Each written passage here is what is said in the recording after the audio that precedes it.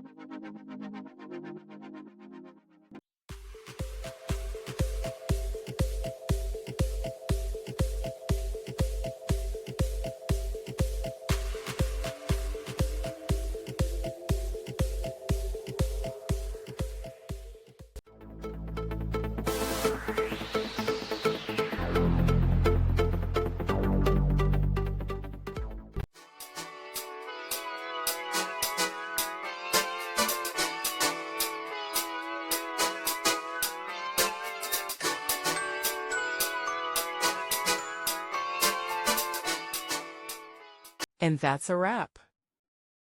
I hope you found the answer you were looking for. If you did, take a second to hit that subscribe button. It really helps out. And let me know in the comments which solution worked best for you. See you next time in the debug zone.